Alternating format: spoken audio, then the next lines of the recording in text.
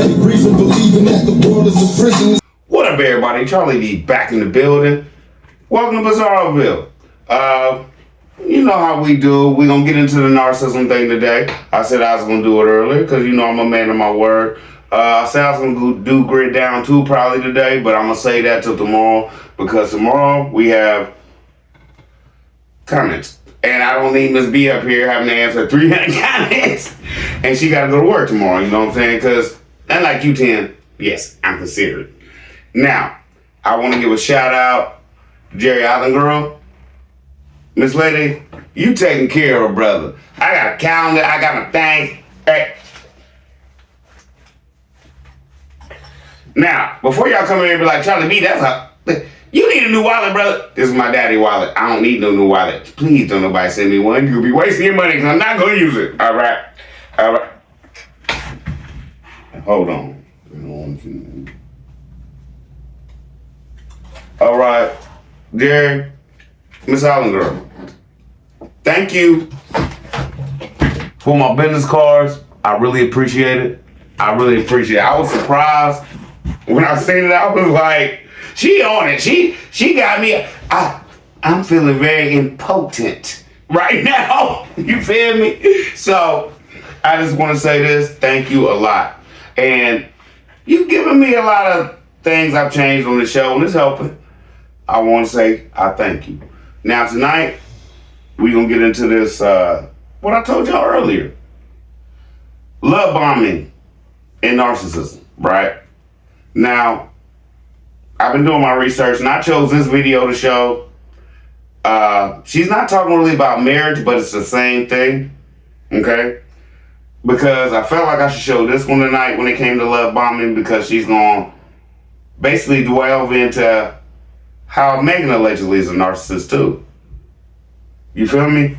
Like at first she's going to talk about how women love bomb, and then she's just going to go into love bombing, period. Right? Now, all this, let's jump back. Like I showed earlier in my video, where 10 work. I can't find a time when all this, okay, love bombing, allegedly, right? Now, when she starts going on into the other stuff, allegedly all 10, because I have video of where I could jump back and show you out of her own mouth, Megan says, we was on the same page. He knew what I wanted. I knew what we, allegedly, right? So, we about to get into this. I'm going to jump in probably once or twice like I did before, because truthfully, the people I show y'all are so intelligent, I feel like I'd be dumb to say anything after them, really, right? So let's get it, let's go, man. I don't know what else to say. Y'all come in the comments and tell me if y'all see what I see or if y'all don't. But all that Megan giving him all this gratification, allegedly, when we all looking at this man like he don't deserve it, and him not giving her no gratification. But in the beginning when they got together, I got a video where I can show you Megan basically says, allegedly, he told me everything I wanted to hear and we was on the same page. So that's why I chose this video. So let's get it, let's go, man. You know Charlie B don't waste your time. Narcissistic abuse and love bombing cycle. In this video, we are going to talk about something very serious that a lot of us have probably experienced once or twice in our life. We're going through it right now, and I hope this video can bring you the comfort that you're looking for, as I will definitely dive in and give that to you. If this is your first time visiting, I welcome you to click that subscribe button so you can get up-to-date notifications on videos that I post, just like this and other ones as well. My name is Apollonia Ponte. I'm a dating, relationship, and attraction coach, and I teach men how to attract high-value women and also live a high-value life. Now, here's what the cycle of narcissistic abuse and love bombing together will look like, okay?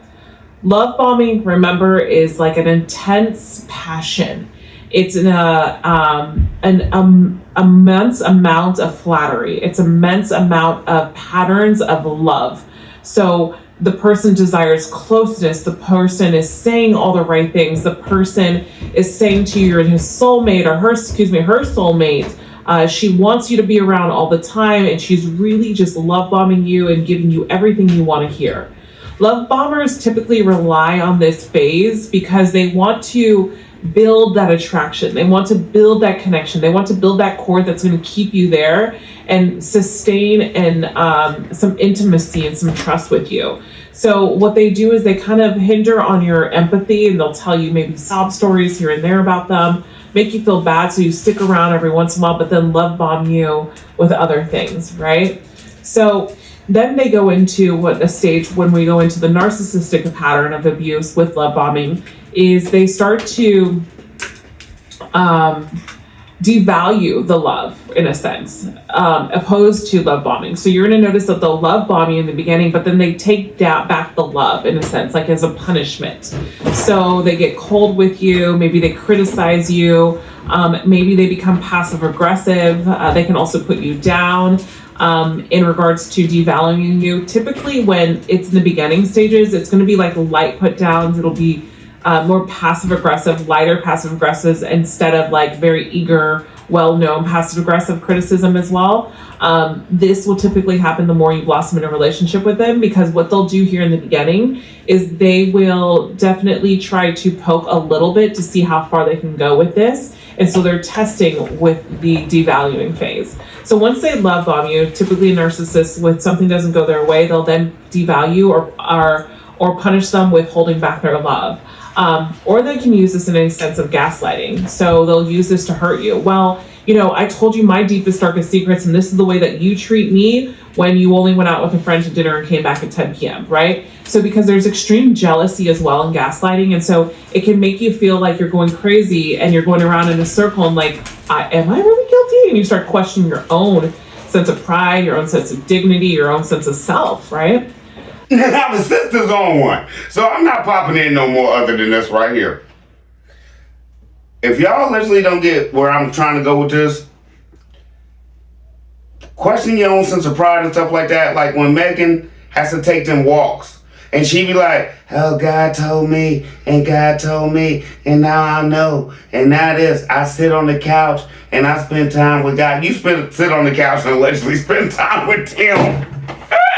You didn't sit on the couch spending time with God. You spent time on the couch with your husband, who told you who allegedly God was. Right? Okay. Now, let me say this. She's about to go into how he be like, oh, she crazy. She this. She that. She ain't thinking. All that stuff right there, it's not good.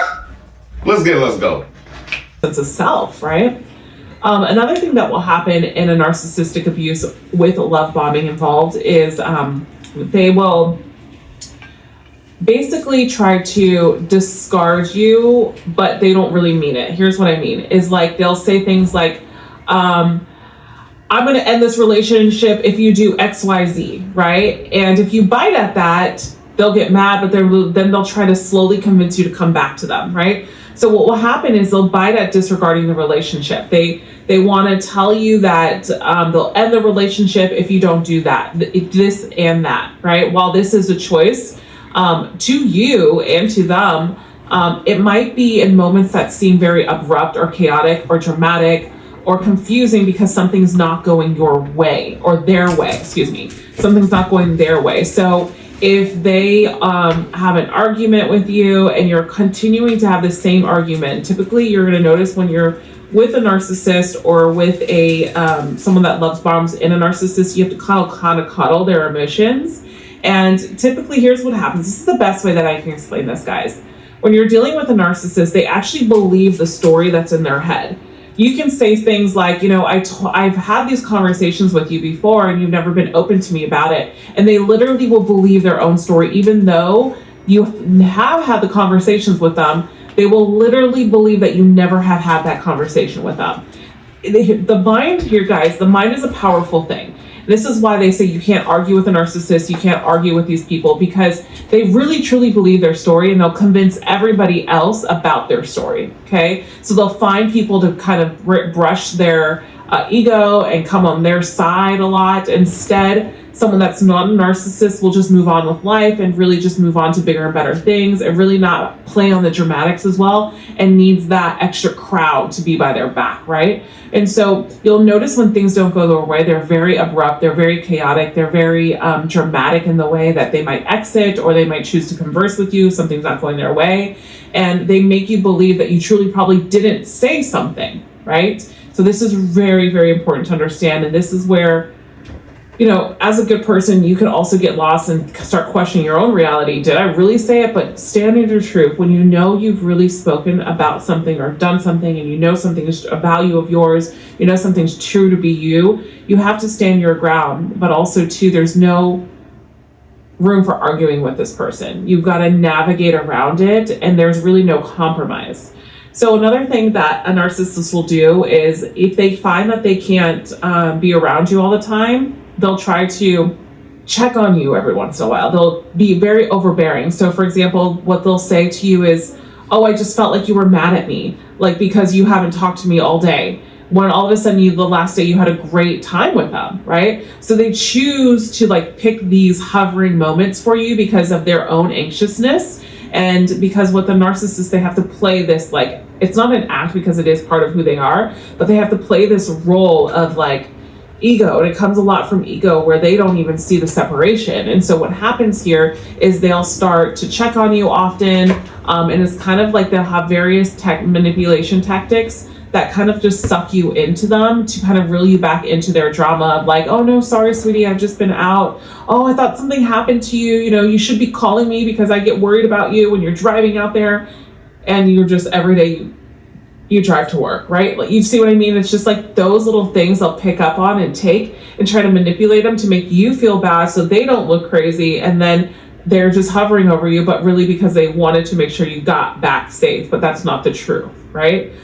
So what's really important to understand is when you're a victim of narcissistic abuse, I've been there, narcissism is huge actually in life.